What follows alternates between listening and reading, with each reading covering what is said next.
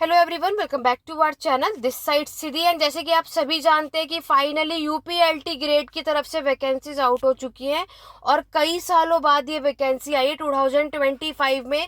तो आज की क्लास में मैं आपके साथ डिस्कस करने वाली हूँ कि इस कोर्स के लिए कौन कौन एलिजिबल है, इस एग्ज़ाम में एग्ज़ाम पैटर्न क्या होता है और इसके लिए सीटेट चाहिए या नहीं चाहिए, वो सारी चीज़ें मैं आपके साथ डिस्कस करने वाली हूँ। तो बिना वीडियो को स्किप करें, वीडियो के एंड तक बने रहिएगा।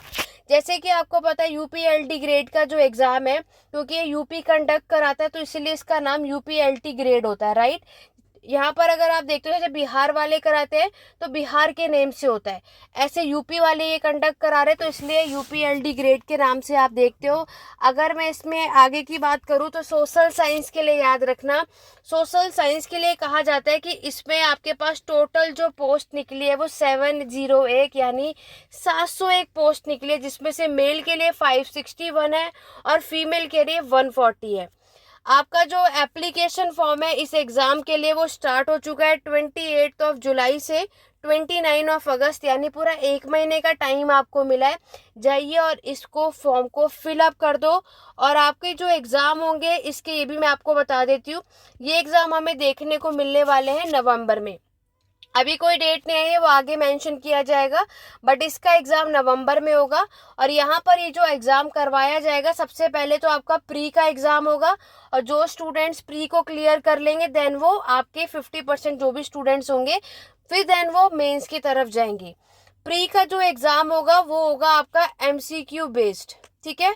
ऑब्जेक्टिव टाइप क्वेश्चंस की तरह प्री का एग्जाम होगा, जिसमें टोटल 150 क्वेश्चंस आपको देखने को मिलेंगे।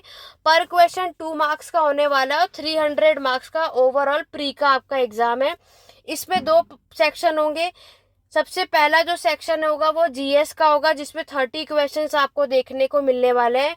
दूसरा जो होगा वो आपके सब्जेक्ट होगा, तो उसमें 120 क्वेश्चन आएगा। तो सोशल साइंस में जैसे मैं आपको बता देती हूँ, सोशल साइंस में जैसे कि आप सभी को पता है कि आपके पास कौन कौन से सब्जेक्ट होते हैं।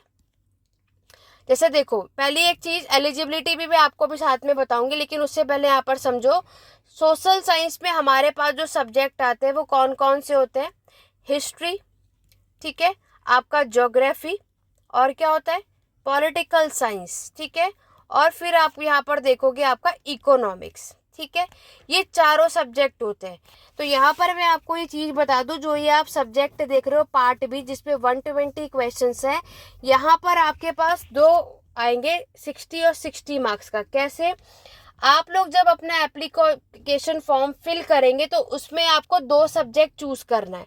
वो कौन से? देखो, आपकी चॉइस है, इन चारों में से कोई भी 2 आपको चॉइस करना है। मान लो आप में से कोई किसी ने हिस्ट्री और पॉलिटिकल साइंस जो है वो चूज किया है, 2 आपको कंपलसरी है, 2 हिस्ट्री यानी 2 सोशल साइंस का जो सब्जेक्ट है हमें चूज करना है। अगर आपने हिस्ट्री और पॉलिटिकल साइंस को चूज किया है तो आपके एग्जाम में 60 क्वेश्चन हिस्ट्री के आएंगे और 60 क्वेश्चन पॉलिटिकल साइंस के आएंगे। लेकिन आप में से कोई ऐसा होगा जिसने ज्योग्राफी और इकोनॉमिक्स चॉइस किया है, तो 60 क्वेश्चन आपके ज्योग्राफी का होगा, 60 आपका इकोनॉमिक्स का होगा, ठीक है। यहाँ पर आपको मैं एक चीज बता दूं, इसके लिए एलिजिबिलिटी क्या है। तो देखो, यहाँ पर कहा जा रहा है जितने भी एस्पिरेंट्स है जो ग्रेजुएशन है, याद रखना आप सभी ने जो ग्रेजुएशन कर रखा हो, आपके पास जो BA first year, second year, third year है, आपके पास सब्जेक्ट में हिस्ट्री, ज्योग्राफी, पॉलिटिकल साइंस और इकोनॉमिक्स, इसमें से चारों में से कोई भी 2 सब्जेक्ट होना कंपलसरी है। क्लियर हो गया? दूसरी बात ये भी समझ लो कि यहाँ पर आपको वैसे तो यहाँ पर कहा गया है कि अगर मैक्सिमम, याद रखना कि आपने सेकेंड ईयर तक कंप्लीट कर रखा हो तभी आप इस एप्लीकेशन फॉर्म को फिल आउट कर सकते हो। और नेक्स्ट अगर हम बात करते हैं कि यहाँ पर आप में से मैक्सिमम लोगों का ये भी डाउट होगा कि मैम अगर हमने हमारा जो ग्रेजुएशन है उसमें हमारे पास हिस्ट्री और ज्योग्राफी था, लेकिन अब हमें जो एग्ज़ाम देना है वो हिस्ट्री और पॉलिटिकल साइंस का देना है, क्या हम ये कर सकते हैं? बिल्कुल कर सकते हो। मैंने बस आपसे क्या कहा है, आप दोबारा से सभी ध्यान से सुनो।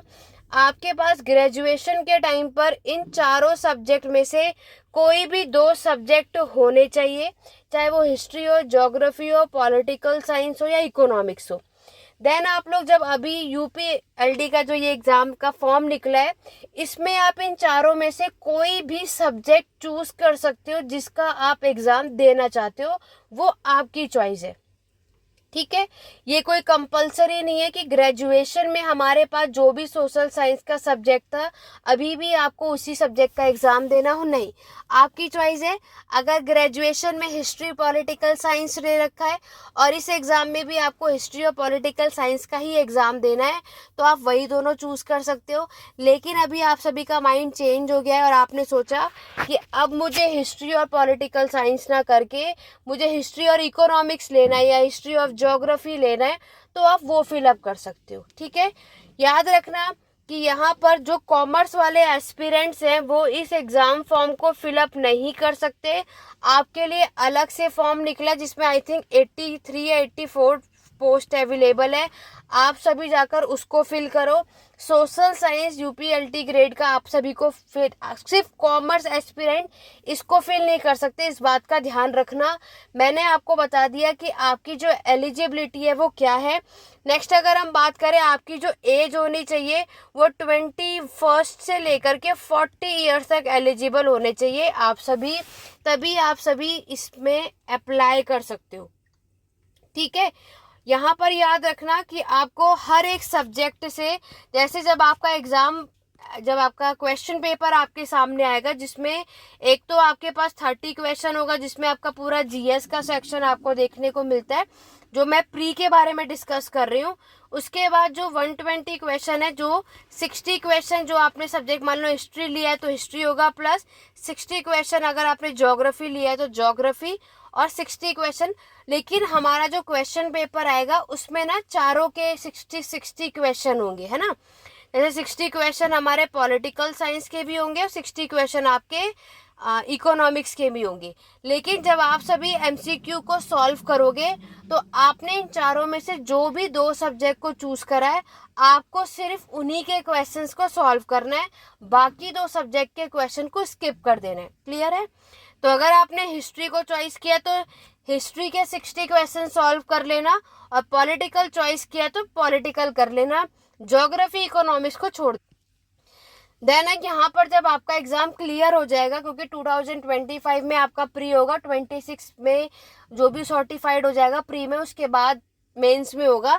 और मेंस का जब आपका एग्जाम होगा तो यहाँ पर आपको ये भी समझना है, मेंस का एग्जाम में यहाँ पर टोटल आपके पास 20 क्वेश्चंस पूछे जाएंगे। ठीक है, और 20 क्वेश्चंस आएंगे, और ये 20 क्वेश्चन हमारे 200 मार्क्स के होने वाले। आपको मेंस का एग्जाम करने के लिए 3 घंटे का समय दिया जाता है। प्री का एग्जाम करने के लिए समय जो है वो 2 घंटे का मिलेगा। मैं दोबारा से बता रही हूँ, इसमें टोटल 150 क्वेश्चन हमें देखने को मिलते हैं। इसमें 3 घंटे का समय होगा, 20 क्वेश्चन। प्री का जो एग्जाम होता है वो मैंने आपको क्या बताया, ऑब्जेक्टिव टाइप होगा, यानी एमसीक्यू बेस्ड होगा। मेंस आपको पता ही है कि ये एग्जाम आपका सब्जेक्टिव वाइज होता है। ठीक है, यानी कि जैसे आप सभी ग्रेजुएशन में या यूपीएससी का भी मेंस आपको पता है, उसमें हमें पूरा आंसर राइटिंग को लिखना पड़ता है, वो आपको इसमें करना होगा। ठीक है, इसकी वर्ड लिमिट भी मैं आपको बता देती हूँ कि यहाँ पर हमें जब मेंस की सिलेक्शन की बात करें तो यहाँ पर आपके पास देखोगे कि जो 10 क्वेश्चन आपसे पूछे जाएंगे 80 मार्क्स के होगा वो।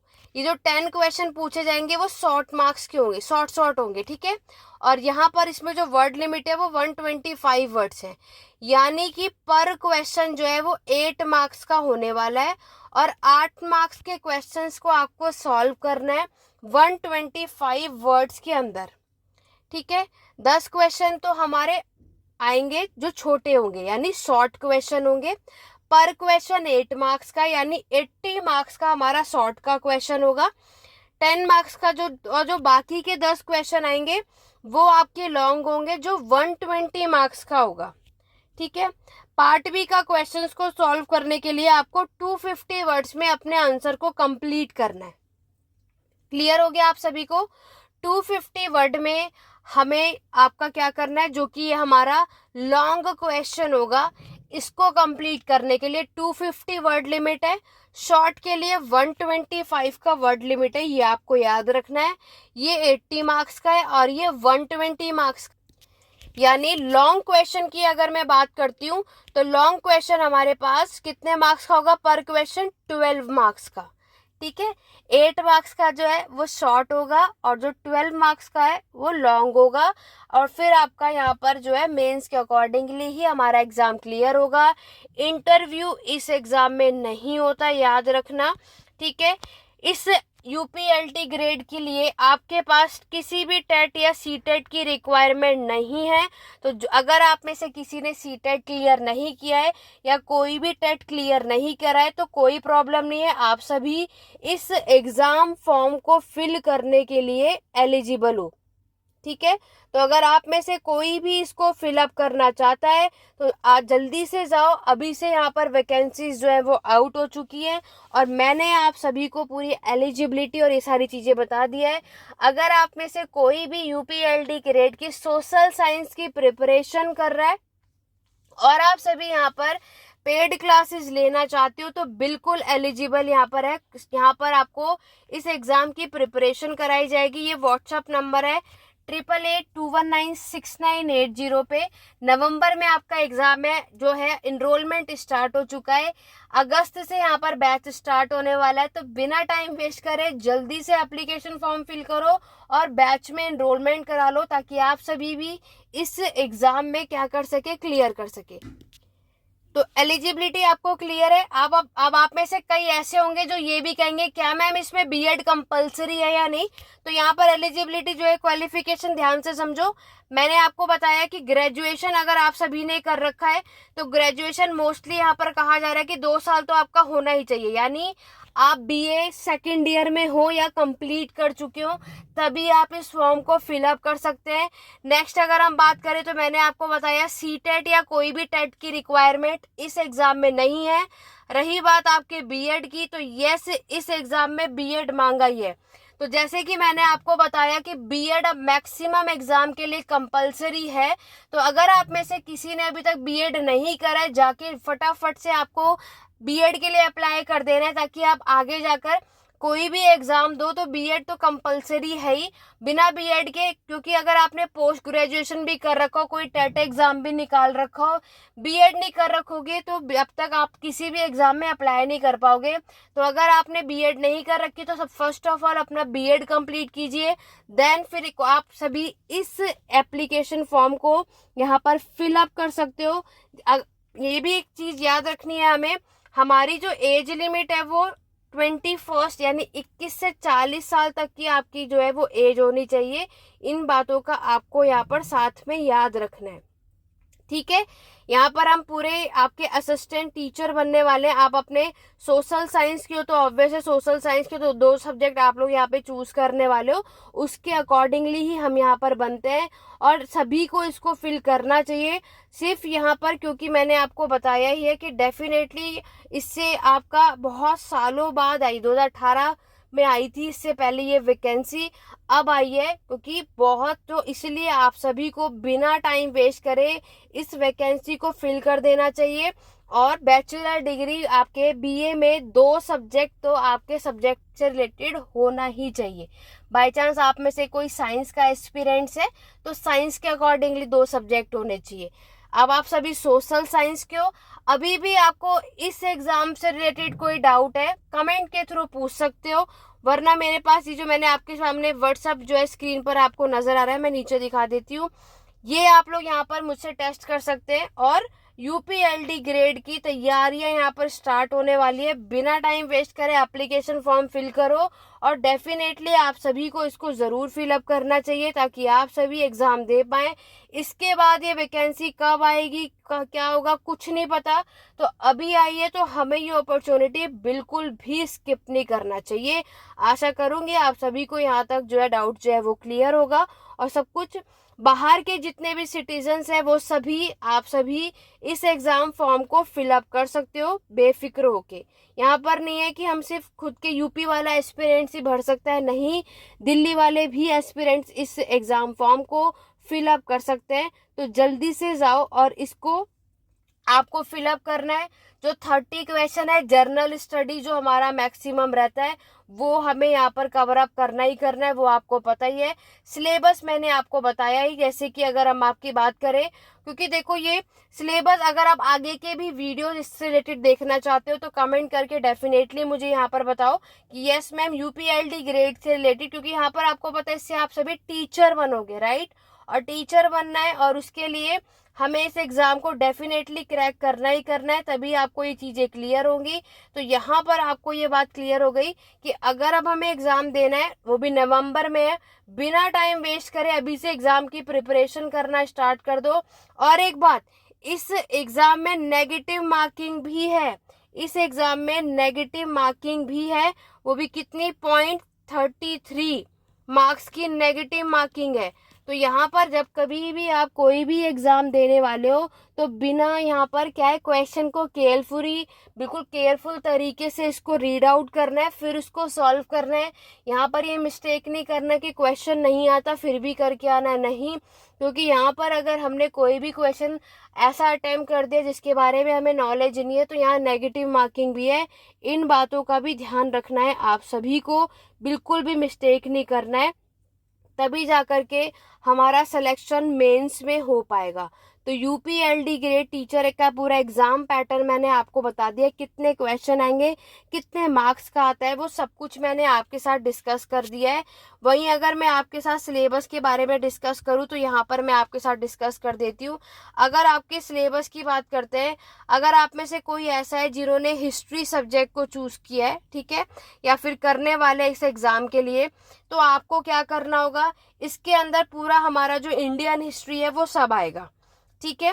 पूरी इंडियन हिस्ट्री आएगी, यानी एंशिएंट, मेडिएवल, मॉडर्न, सब कुछ आपको देखने को मिलेगा। अगर आप में से कोई ऐसा है जिसने यहाँ पे ज्योग्राफी को चूज करा है तो आपके में इंडियन और वर्ल्ड ज्योग्राफी दोनों आएगी, ये दोनों आपको देखने को मिलेगा। पॉलिटी अगर आप सभी ने चूज करा है तो उसमें पूरा इंडियन पॉलिटी आपको देखने को मिलेगा, उसकी गवर्नमेंट बताना है, पूरा कॉन्स्टिट्यूशन संविधान के बारे में आता है, कंप्लीटली पॉलिटिकल सिस्टम के बारे में आपसे पूछा जाएगा, पंचायती राज क्या होता है, पब्लिक पॉलिसी, राइट इशू, सब कुछ आएगा, राइट। वहीं अगर आप सभी ने इकोनॉमिक्स का सब्जेक्ट को चूज करा है तो आपका जो पॉपुलेशन से रिलेटेड क्वेश्चन है, इन्वायरमेंट से रिलेटेड हुआ, अर्बनाइजेशन से रिलेटेड हुआ, इकोनॉमिक जो पॉलिसीज आई हैं इनसे रिलेटेड हुआ, तो इस तरीके के क्वेश्चन जो है हमारे सिलेबस में पूछा जाएगा, वो सब मैं आपके साथ आपके क्लास में डिस्कस करूंगी। तो सभी को सजेस्ट करूंगी बिना टाइम वेस्ट करे सब कुछ अच्छे से पढ़ो। यहाँ पर मैं आपको ये भी बता देती हूँ कि जैसे हमारा हिस्ट्री का सब्जेक्ट है, हिस्ट्री के सब्जेक्ट में आपका पूरा कल्चर एक तो हमें पता होना चाहिए, उसके बाद जैनिज्म, बुद्धिज्म, वैष्णिज्म, ठीक है। मौर्यन पीरियड आपके एग्जाम में आएगा, गुप्ता डायनेस्टी से क्वेश्चन आएगा, दिल्ली सल्तनत के बारे में आएगा, मुगल्स के बारे में आएगा, मेडिएवल के कल्चर में भी आएगा, ठीक है। एक तो एंशिएंट यानी प्राचीन का संस्कृति कैसा है वो बताना है, और दूसरा फिर आगे हमें मेडिएवल की संस्कृति कैसी है वो भी आपको बताना है। फिर आपको इसमें रेनेसांस यानी वर्ल्ड हिस्ट्री भी आपको इसमें देखने को मिल रही है, रेनेसांस भी बताना है। और सुभाष चंद्र बोस के बारे में भी हमारे एग्जाम में सिलेबस दे रखा है, बाल गंगाधर तिलक के बारे में क्वेश्चन आएगा, गांधी जी के बारे में क्वेश्चन है, इंडियन के इंडिपेंडेंस से रिलेटेड क्वेश्चन आएगा, और आपके सारे नेशनल मूवमेंट से क्वेश्चन आने वाले हैं। तो अगर आप में से कोई भी हिस्ट्री यहाँ पर चूज करने वाला है तो आपके हिस्ट्री का जो ये सब्जेक्ट है इसका सिलेबस मैंने आपको बता दिया। और इसके अलावा अगर मैं बात करूँ तो आपके सोशल पॉलिटिकल मूवमेंट, जितने भी सामाजिक राजनीतिक हमारे मूवमेंट यानी आंदोलन चले हैं, ये सब कुछ हमारे हिस्ट्री का सिलेबस है। अब अगर आप में से कोई भी यहाँ पर अगर हम बात करें कि यहाँ पर चूज करने वाला है पॉलिटी का सेक्शन, ठीक है, तो आपका क्या सिलेबस है आप लोग भी यहाँ पर नोट डाउन कर लो। आपको जब पॉलिटी करनी है तो उसके अंदर हमें सबसे पहले तो ऑब्वियस है कॉन्स्टिट्यूशन, संविधान पता होना चाहिए, राइट। तो आपको करना है कॉन्स्टिट्यूशन के बारे में, हमारे एग्जाम में कॉन्स्टिट्यूशन का सेक्शन आएगा, आपको पार्लियामेंट का टाइप्स बताना है, ठीक है, टाइप्स ऑफ पार्लियामेंट। नेक्स्ट अगर हम बात करें इंडियन फॉरेन पॉलिसी के बारे में आपसे एग्जाम में पूछा जाएगा। नेक्स्ट है हमारे इंडियन का प्रशासन एडमिनिस्ट्रेशन कैसा है, उससे क्वेश्चन आएगा। देन हमारे इंडियन कॉन्स्टिट्यूशन के फीचर्स यानी विशेषता बतानी है इंडियन कॉन्स्टिट्यूशन से, उसके क्या फीचर्स है, क्या विशेषताएं हैं, ये आपको करना है। फिर आपसे सोशलिज्म हुआ, ठीक है, ये आपको करना है। तो ये पॉलिटी का सेक्शन है, तो जिससे भी आपका पॉलिटी का सेक्शन लिया है आप सभी इसको नोट कर लो, ये आपका पूरा सिलेबस है। बाकी जो पेड बैचेस भी होंगे उनको तो मैं ये सारी चीज़ें साथ में बता ही दूंगी। तो अगर आप में से कोई भी हिस्ट्री के लिए पेड क्लासेस लेना चाहता है तो बिल्कुल बिना टाइम वेस्ट करे यहाँ पर एनरोलमेंट करा लो। आपके एग्ज़ाम नवंबर में है, तो यहाँ पर अभी से, क्योंकि अगस्त सितंबर अक्टूबर 3 महीने हैं, उसमें हमें बहुत अच्छे से अपने एग्ज़ाम की प्रिपरेशन करनी है।